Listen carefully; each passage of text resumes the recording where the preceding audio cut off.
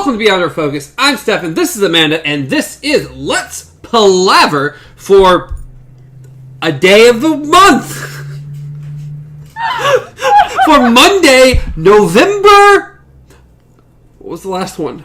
God, you have a phone. Okay, Friday, okay, so... I'm sorry. Just check the date. We did prop. We're terrible people. We should know. I could at least try to go a week after the last one, but I don't remember what the last one was, so... It was the 19th, remember? 19th. Oh, yeah! So it's the 26th. Yes. If you I couldn't math? Well, I didn't remember what day it was. I forgot the 19. I can totally math. I can't math. Alright, it is November 26th on a Monday. I can't remember things, but I can math. Oh my god. This is a podcast about the Dark Tower series. We're going over the drawing of the book 2 of the Dark Tower. It is technically chapter 6 this time, the first shuffle. So, shuffle. We'll get through. I'm pretty sure. I think so. This is the worst. Okay, this is terrible intro. This isn't the worst intro we've had, but we made it through. Somehow, I don't know how it happened, but we did. I think the worst intro we've had is when you intro to a show that's not even... Okay, things happen. It's instinct sometimes.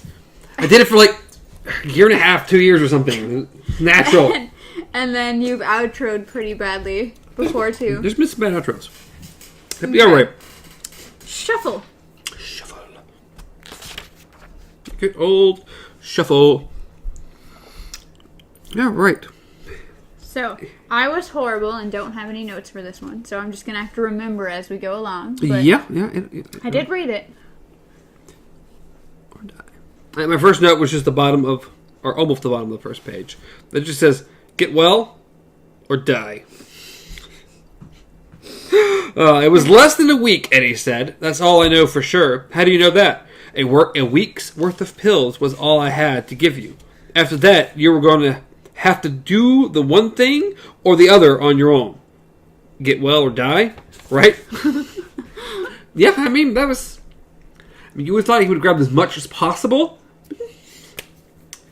It was kind of a heated moment. You gotta grab what you grab. Yeah, but still... He was kind of more worried about getting Eddie back through, and... I feel like for how... Eddie was on death's doorstep, Roland was, I feel like he would need more than a week's worth of pills. Personally. It's Roland, though. It's Roland has, like, some secret gunslinger super healing powers. Gunslinger, huh? Yeah. Secret gunslinger. Slanger. Slanger. Yeah, slanger. That and some Raymond. Alright, moving forward a little bit further. Sorry. I'm not accustomed to the southern ways. Are you not? You're getting that drawl on you. Sorry, that just... Anyway. Yes. I think we're moving forward. Pretty much, so how this chapter-ish works is that it's a montage. Pretty much, he's kind of viewing what's going on in his head as someone shuffling cards. So it's like, it's kind of like when you're sick and you kind of wake up and you don't really know what day it is or anything, and then you kind of doze off again, and then you wake up later and you're like, how much time has passed? I don't really know. You just kind of pick up on things you hear and see. You maybe move, get something to eat, otherwise you just pass right out again. Yeah. Yeah. Days and time is just fades, and you don't know what's going on. And yeah. So that's pretty much how this works. And in between each thing is a shuffle. So someone's shuffling the cards. It's interesting how these go, because the sentence doesn't even end, and it says shuffle and into another one. It's weird how they play with it. It's very interesting. I like it. It kind of reminds me of the Cinemark commercial. Which one? Anyone out there who goes to the Cinemark movie theaters, or they have a Coca-Cola commercial where it's one person, one person starts saying something and their sentence literally ends by bringing up the next person's things. Like, one of my favorite Coca-Cola commercials. I actually like how they do it. Yes. It's pretty much like, oh, this movie is this couple finds out they're sitting on the largest deposit of, and then someone's like, nacho cheese, and does their thing. Best condiment ever. Yes. Yes. I very much enjoy that particular commercial. Yes. Like I said, it's actually a pretty little catchy little commercial. I like that a lot. So yeah, that's kind of how this one is written. So he, at the end of that, he kind of passes out again. There's a shuffle, and he wakes up to hearing a gunshot. Yep. There's a gunshot in the twilight, draws down to dark, a dry crack. Kablam! He smells a whiff of gunpowder. Oh no, it's the gunpowder. The gunslinger thinks weakly and gropes for his revolvers that aren't there. Oh no, it's the end. But there's no more. As something starts to smell, shuffle. Good in the dark.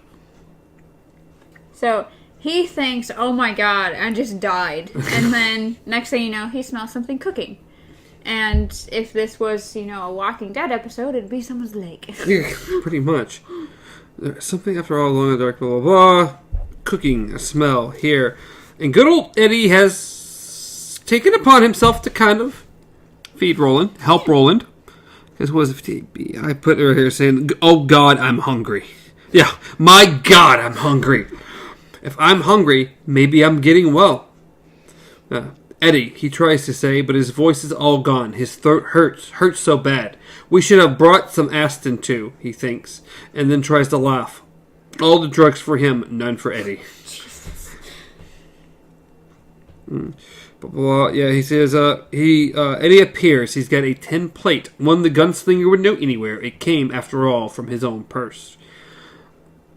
On it are steaming chunks of whitish pink meat. What, he tries to ask, and nothing comes out but a squeaky little farting sound. Eddie reads the lips and says, I don't know, he says crossly. All I know is it didn't kill me. Eat it. He's seen blah, blah, blah. Blah, blah, blah. He feeds you his brother. Pretty much, yeah. He feeds him, and then it's like, I don't know why I'm feeding you. I ought to kill you. I would if I didn't think that you could get through into my world once. Maybe you could do it again. Eddie looks around. And if it wasn't that, I'd be alone, except for them. And then Roland kind of noticed, oh yeah, the lobstrosities are still there. Yeah. The gunslinger eats. The meat is more than not bad. The meat is delicious. He manages 3 pieces, and then everything blurs into a new shuffle. Effort to speak. But all he can do is whisper. And so he pretty much is trying to tell Eddie that they need to go north. North. Eddie wants to know how he knows this. And he just knows. So Eddie starts getting pissed off. He's like, you're crazy. But he's still giving Roland his pills, feeding him, giving him water.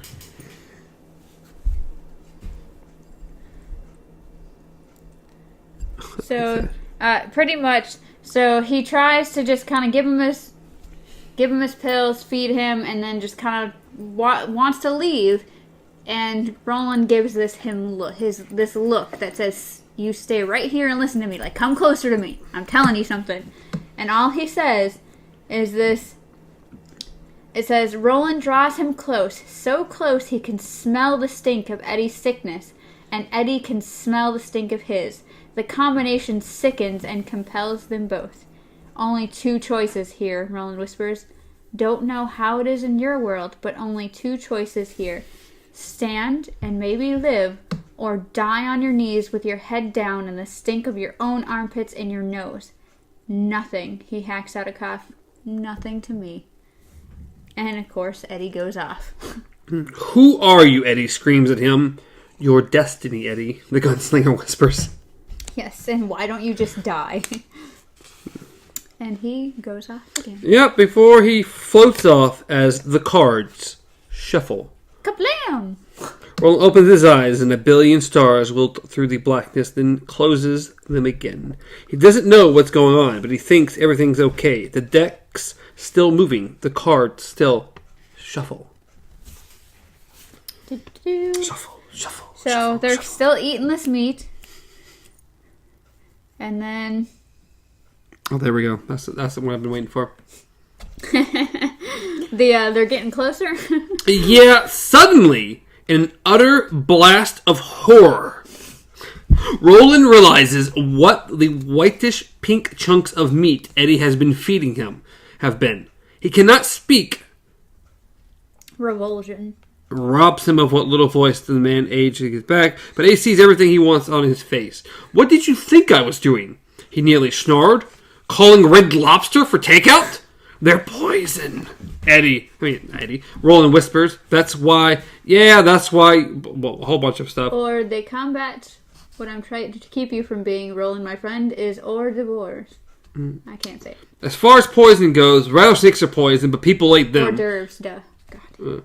Rattlesnakes taste real good, like chicken. Oh my God. So yeah, Eddie's just been, every night, kill a lobster, a lobstrosity, bring it on up, cook it really good. All right, buddy.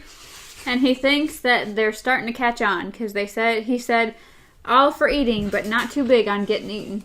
Yeah, they're not happy about this getting eaten thing. But he says, I love how it's like, Roland chose a flash of spirit, Eddie cries. Maybe he ain't gonna die after all, darling. I think that's marvelous. And then Eddie kind of softens. He's like, live, Roland says. The husk has become a whisper again. The fish hooks are returning to his throat. Yeah? Eddie looks at him, then nods and answers his own question. Yeah, I think you mean to. Once I thought you were going, and once I thought you were gone. Now it looks like you're going to get better. The antibiotics are helping, I guess. But mostly I think you're hauling yourself up. What for? Why do you keep trying so hard to keep alive on this sketchy beach? Tower. He mouths, because now he can't even manage a husk. You and your tower, Eddie says. Starts to turn away and then turns back, surprised, as Roland's hand clamps on his arm like a manacle. And then, of course, Roland's like, north. We have to go north. We have to go north. How do you know? I just know. So why do you waste time and energy asking me foolish questions?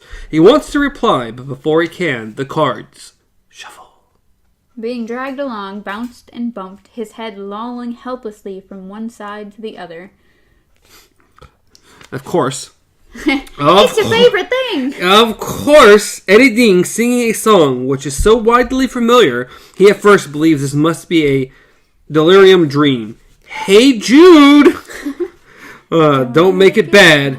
Take a sad song and make it better. Where did you hear that, he wants to ask. Did you hear it from me, singing it, Eddie? And where are we? But before he can ask anything, shuffle. I love how the next one is just Court would bash the kid's head in if he saw that contraption. But then, he realizes that Court would probably actually commend him because he tried instead of just sitting there. Yeah, he made like a stretcher. He took twigs and branches and then put Roland's...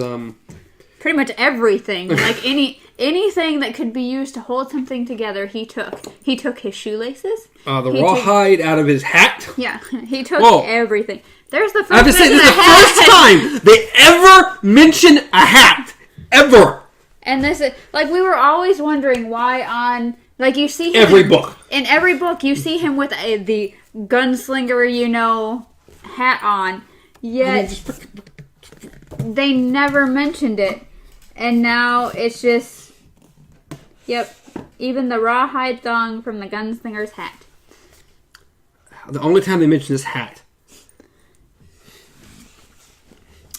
But, he, was supposed to be the lookout for the lobstrosities as they chugged along. And then, of course, Eddie brings out his personality again. He's just like, dinner will soon be served, master. Eddie says, you have your choice, fillet of creepy crawler or fillet of creepy crawler. Which strikes your fancy, master? I don't understand you. The gunslinger said. Sure you do, Eddie said. You just don't have any sense of humor. What happened to it? Shot off in one war or another, I guess. Eddie smiled at that. You look and sound a little more alive tonight, Roland. I am, I think. And he's... well, maybe you can walk a little bit. Yeah. Because I'm really tired of dragging you around. And then that's when he kind of just... Eddie starts to really kind of just break through the barrier of, hating Roland for bringing him here. A lot of his, shaking and stuff has kind of stopped. He's mellowed out a bit, and he's actually reflecting on life and everything else. Yeah, but good old Eddie over here confesses that he tried to, really considered killing himself. Yeah. With Roland's gun. What stopped you from pulling the trigger? Well, this is the... yeah, Eddie's response is a little... That's the only pair of pants I've got. And if I fire, and it misfires, and I crap these pants, I'm going to live with that stink. Yeah. Because I know I won't be able to do it again. You have to wash them right away, or you live with the stink forever. Henry told me that. He said he learned it in Nam. Get on. But Nighttime and Lester the lobster. without, not to mention all his friends. But the gunslinger is laughing. Laughing hard. Although only an occasional crack sound actually creeps through his lips. Smiling a little himself, Eddie says, I think maybe you got your sense of humor shot off up to the elbow in the war. He gets up, meaning to go up to the slope where there will be fuel for fire. Roland supposes.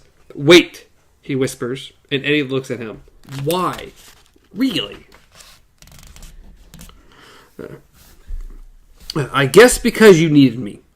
If I'd killed myself, you would have died. Later on, after you're really on your feet again, I may, re-examine my options. He looked around, sighing deeply. There may be a Disneyland or Coney Island somewhere in your world, Roland, but what I've seen so far, of it so far, really doesn't interest me much. I can't read that part, but anyway. But yeah, so he pretty much goes to walk away and then kind of stops and is like, sometimes you really don't understand me, do you? No, the gunslinger whispers, sometimes I don't.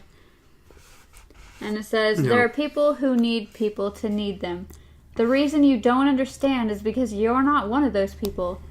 You'd use me and then toss me away like a paper bag if that's what it came down to. You're just smart enough so it would hurt you to do that, and just hard enough so you'd go ahead and do it anyway. You wouldn't be able to help yourself. If I was lying on the beach there and screaming for help, you'd walk over me if I was between you and your tower. Isn't that pretty much close to the truth? Roland says nothing, only watches Eddie. But not everyone is like that. There are people who need people to need them. Like the Barbra Streisand song. Corny, but true. It's just another way of being hooked through the bag. Eddie gazes at him. But when it comes to that, you're clean, aren't you? Roland watches him. Except for your tower. Eddie utters a short laugh. You're a tower junkie, Roland. Which war was it? Roland whispers. What? The one where you got your sense of nobility and purpose shot off. Eddie recoils as if Roland has reached out and slapped him. I'm going to get some water, he says shortly. Keep an eye on the creepy crawlers. He turns away then, but not before Roland has seen the last red rays of sunset reflected on his wet cheeks. So yeah, Roland hit a nerve. Oh, he did. Oh, Roland. And he would. That's the thing is, he would. Oh, yeah. We know Roland well enough at this point. We know that's exactly what he would do. This entire book is proof. Yes. The first one. He will sacrifice the very first book. Anything for his tower. Anything. He already has. He really has. And Eddie would be no exception. Roland.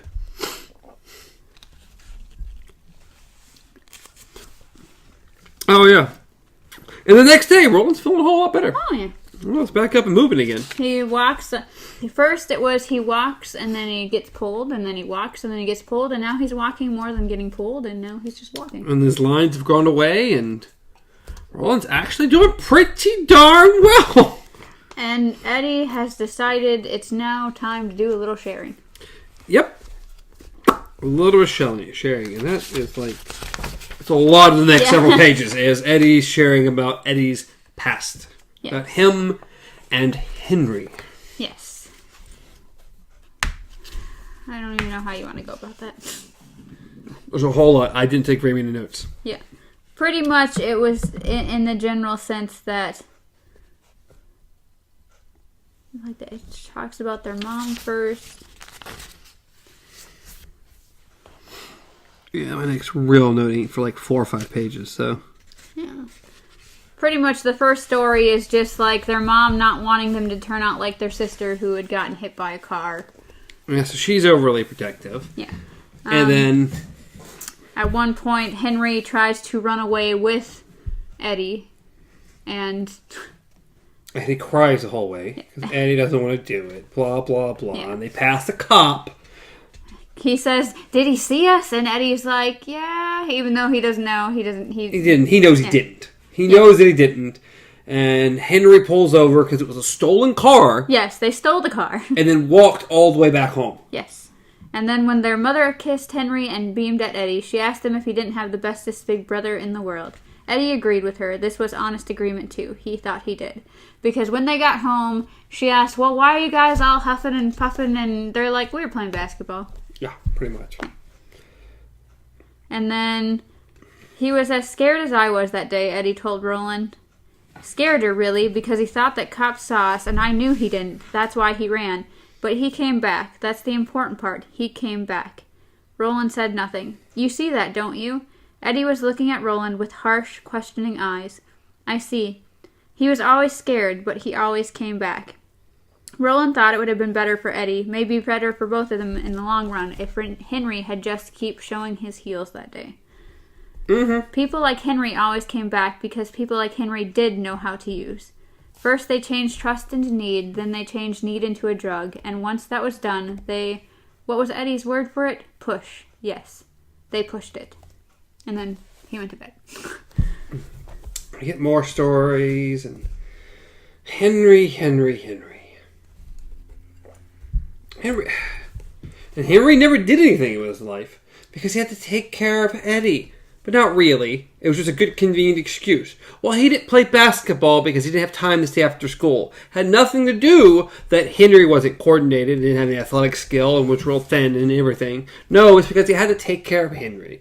Because he had to take care of Eddie. Oh, and he didn't study and wasn't supposed to, even though he was supposed to be, because we had to take care of Eddie. Didn't matter that the only thing they really did was watch TV and wrestled. But no. He had to take care of Eddie. So... He got sent to Nam, came back from Nam, their mother had died, and Eddie caught him with coke. Yep, that's where that started. And Henry had a breakdown and pretty much said, I know I'm weak. Nam made me weak. And Henry did exactly what he needed to do to make Eddie feel sorry for him. Mm-hmm. So he wouldn't make him leave. And it's like, a week later, yep. Eddie was using. Yep, and then the next one... was Henry moved up to... There's a particular word they snorting. use. Well, no, it was only snorting. And then... Not snorting, but skin popping is the word they use. Skin popping. They got into another hysterical argument. Henry did the exact same thing. And... It's like this time it took a couple months, but Eddie was doing the exact same thing. Yeah, it was...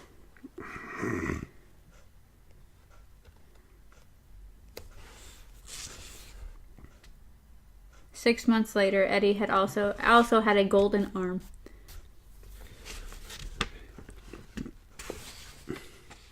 I liked the note I took on this particular page. It faded into a drone, much different from the rocky sound of blah, blah, blah. Roland knew the story and said nothing. It was Eddie who didn't know the story. And Eddie, who was really clear-headed for the first time in maybe 10 years or more. Eddie wasn't telling the story to Roland. Eddie was finally telling the story to himself. Yeah. I remember noting that. Well, noting in my head. Noting in your head. No actual notes. Yeah. But no, I liked that one. And then I also like another man less pragmatic and more introspective than Roland might have asked to himself, if not right out loud, why this one? Why this man to start? Why a man who seems to promise weakness or strangeness or even outright doom? Not only did the gunslinger never ask the question, it never even formulated itself in his mind. Cuthbert would have asked. Cuthbert died asking questions. Yeah. He was the last all dead but Roland. He was the last gunslinger going steadily on in a world that had grown stale and sterile and empty. 13, he remembered Court saying on the day before the presentation ceremonies. This is an evil number.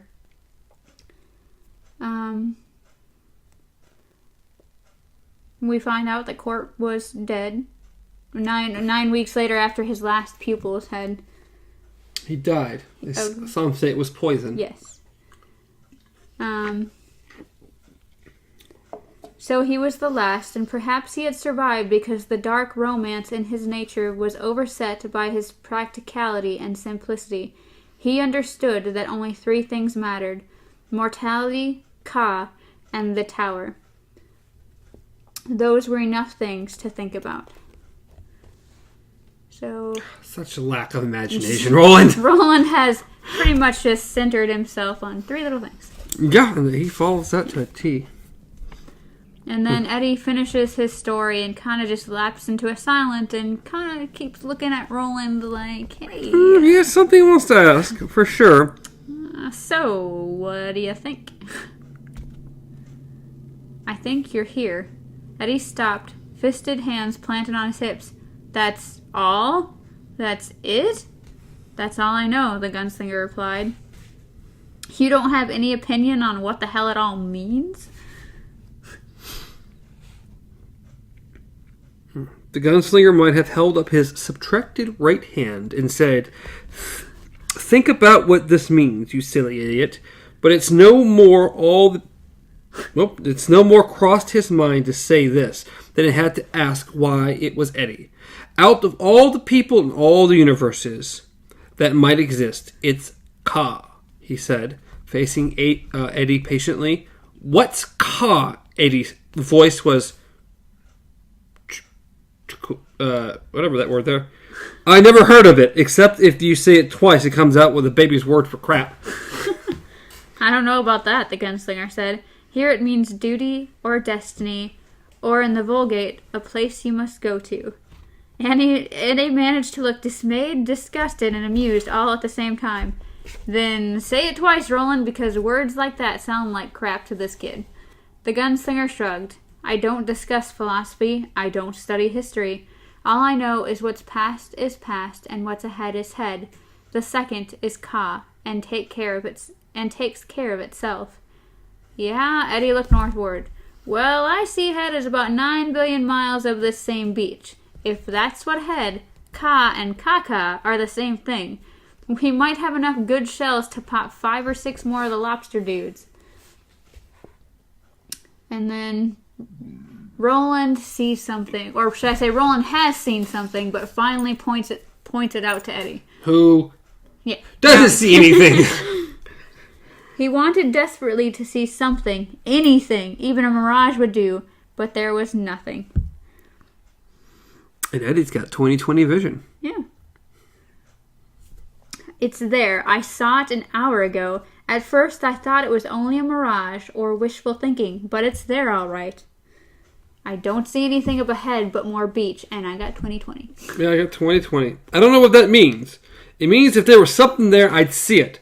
But Eddie wondered how much further than his own. The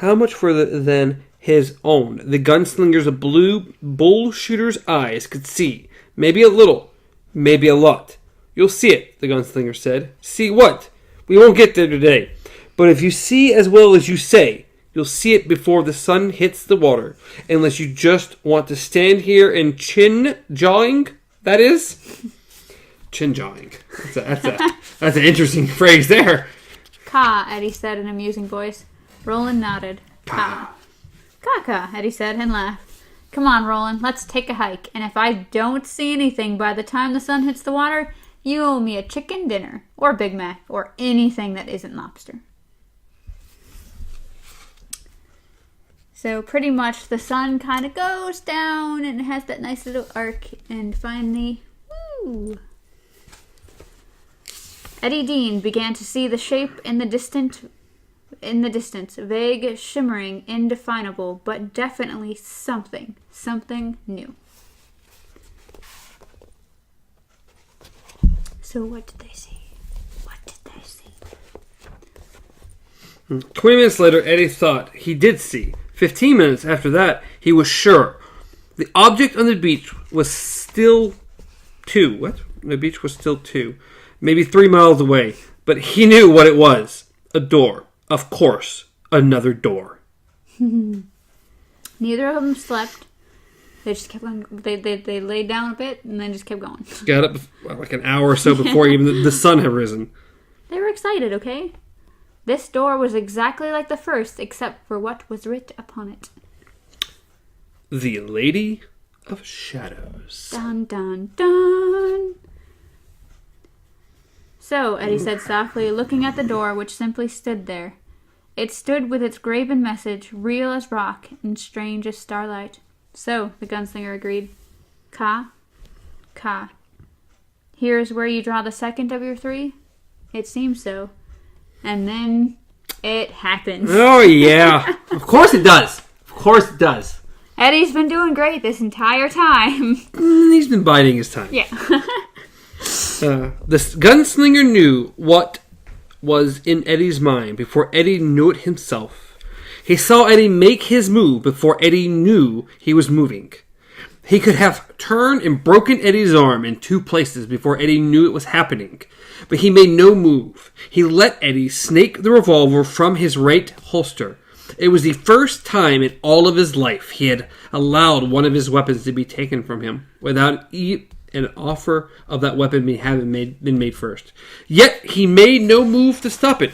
He turned and looked at Eddie equably, even mildly. Eddie's face was livid, strained. His eyes showed starry whites all around it. Blah, blah, blah, blah. Both hands, he still muzzled. Blah blah blah. Open it, he said. You're being foolish. Yeah, you are. The gunslinger said in the same mild voice, neither of us has any idea where that door goes. It needn't open on your universe, let alone upon your world. For all either of us know, the Lady of Shadows might have 8 eyes and 9 arms, like Suvia. Even if it does open on your world, it might be on a time long before you were born, or long after you would have died. Tell you what, Monty, I'm more than willing to trade the rubber chicken and the shitty seaside vacation for what's behind door number 2. I don't understand. I know you don't. It doesn't matter. Just open the door. So he's pretty much just has the gun pointed at him and is just keep on going. Just like, and Roland's like, you stay here. And Roland's willing to bet on this one. He's like... The wind had fallen with the break of the day and the ebb of the tide, and the click of the hammer as Eddie brought it to full cock was very clear. You just try me. I think I will, the gunslinger said. I'll shoot you, Eddie screamed. Ka. The gunslinger replied stolidly and turned to the door. He was reaching for the knob, but his heart was waiting to see if he would live or die. Ka. And then... Well, and that would be end of technically chapter 6. Yes. The first shuffle. Because in the next part, it literally starts over again. So chapter 1. So part 2, chapter 1, technically part 1, Lady of Shadows. Chapter 2, Detta and Odetta. Dun, dun, dun. Yeah, Roland is willing to bet with his life. That Eddie's not going to shoot him. Well, Eddie had so many chances to already kill him. But now they're faced with a door where Eddie's kind of been waiting for this. Like, well, if I kill him somewhere now... in here, he had said there might be another door. Yeah.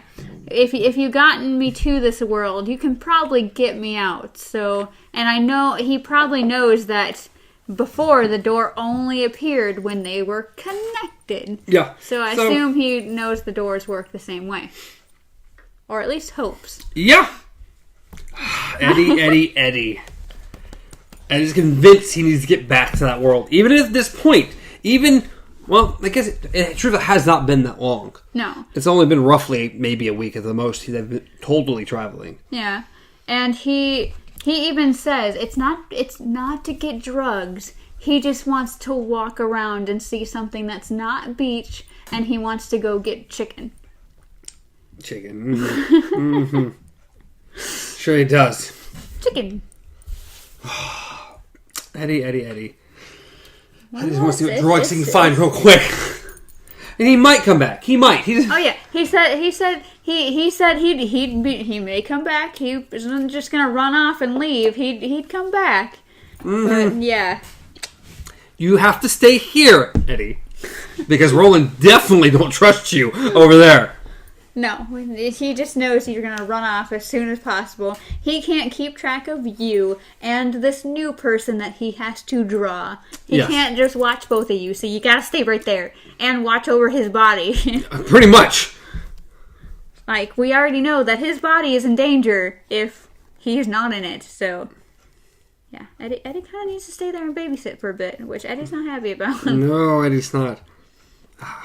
I can't wait to get the next chapter now. Yay! Detta and Odetta. Lady of Shadows. I love finally getting the group together. You're like, let's just start reading it now. I'm ready. I'm ready to go. This is our live reading portion. Oh, we're just going to read the whole book. Audiobook by... Beyond Our Focus. Oh, you wouldn't... No one would want to hear us read that God, long. I can't read good enough to read that long. Yeah. But the audiobooks of these, super well done. Depends on where you get them, but yes. I mean, I like the guy who will read them. Oh, okay. Like the actual official audiobook ones that I didn't know really there was like. An official one. Oh, there is. There very much is. Interesting. Yes, and he reads them great. He does great. I forgot what I saw. It's kind of off topic, but randomly got an advertisement or something for a free Audible book or sample or whatever if you do their trial. But it was Benedict Cumberbatch reading a Sherlock Holmes story. Oh, that would be pretty fun. So I was like, is it worth it? I've used my free membership once. When we went to PAX, I want to say last year, maybe? Maybe it was last year? I can't remember. We used it so we could listen to oh, Lordy, come on. I know, it's based off The Room. The book. That movie that came out with James Franco? Disaster Artist, yeah. Yes. That movie was based off the book The Disaster Artist, which was based off the movie The Room. Yeah. So I used the free Audible to get the book, Artist, the book of Disaster Artist, and listen to that, which was really, really interesting. So we listened to that on the way over to PAX. So it was nifty. But I enjoy audiobooks. I haven't listened to one in a while. The last one I listened to was actually... It was... Stephen King has a couple anthology books.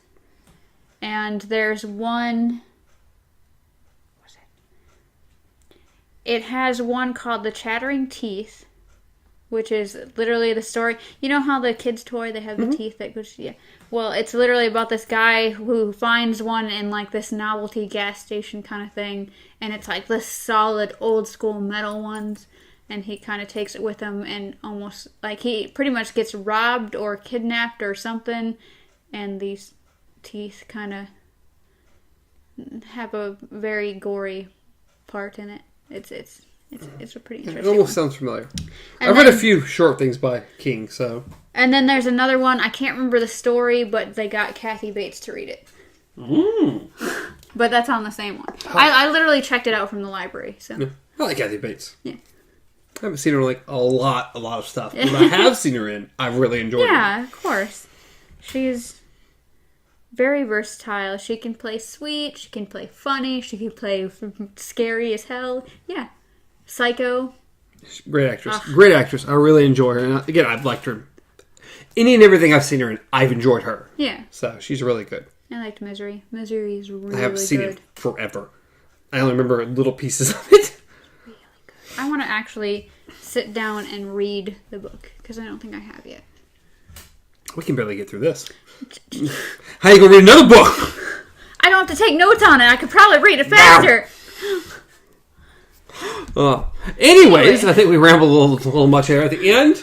But this is a shorter episode nonetheless. It was a short chapter to itself. I'm not even sure how long the next chapter is. Kind of curious now. Give you all an idea. There we are. Let's just jump through here. Oh my god, is it really that short? What? Oh, no, it's just short. Okay, never mind. Whew. I was thinking. It's not long, though. Let's pick up. Find out where we get a page number. 181 to 206. Oh, okay. So, 25 pages. So, it'll be another short one next week. That's okay. But that'll be fine. It'll be good for people who are trying to read with us. So they can get some catch-up time in. All these short little chapters. And next one, I think, is also short. So, oh yeah. It's going to be like another... This one's close to 30 pages, so... Next couple are going to be short, so they'll be a little shorter videos.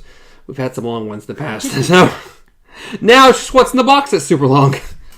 Well, we kind of knew that was probably going to be our longest besides this one. Mm-hmm. Because we knew this one was going to be long because we really like talking about the Dark Tower, and that's why we did this one. Yes. But what's in the box, we knew it was going to be long because it's kind of based off of normal just discussion podcasts, which usually go longer because it's ranting. It's one topic branching off another topic and just going and going and going until it's like, hey, either I'm too tired and I'm going to fall over, we have work in the morning, or I think we've kind of ran out of things to say. Which, when you get to Friday's episode, you're going to notice that we kind of falter a bit towards the beginning. See, this one will be last Friday. Oh, last Friday. Okay. Exactly. See, now I'm messing up. Things are different now. Yeah, last Friday's episode. God, this time traveling. Yeah, we're time travelers, and it sucks. It's weird. It really sucks trying to podcast and time travel. It's interesting. But yeah, we get to a point that's like, for the first time in like 3 or 4 weeks, we finally reach into the box. Yeah. Which I think should do more often. But sometimes we just have stuff we want to talk about. Yeah. And when we finally reach into the box, because it starts off a little rocky, and we have some great conversation. And I think the cool thing about it is that, I mean, this episode, being that it's coming out right after that one. Yeah, like 3 days after. I like it because of how strong Ka is, how you figure, like we've heard about Ka in the first one a little bit. Throughout this one, he mentions it, but this one is him finally explaining what Ka is, and you actually fully grasping what it is. And so I think that's cool, being that our last What's in the Box episode was literally you pulled out of the box Ka. Which will be the name of the episode, so go back, it'll be, the Ka will be in there. Ka Destiny. and becoming a better person. Positivity. All the sunshine and rain. We had fun on that one. It was a great pot. Great one. Yes. But, as always, you can reach me at Stars Untraveled. Reach Amanda at KZPup. Reach the show at Beyond Our Focus on Twitter, Facebook, Instagram, YouTube, and podcast services around the world. Probably, maybe. As long as you speak English, I guess. As always, leave a like, subscribe to the channel, and comment down below. Let us know what you thought. If you're reading along with us and what's going on, how you liking it. Yeah, see, if there's anything that really like just struck you about this chapter, be like, hey, what about this? Yes, please do that. Hey. Yeah, write as many heys as you can beforehand. Why not? But I believe that is it. Please check out other shows, but unless I have anything else, or you have anything else. No, I'm good. All right. Till next time, long days and pleasant nights.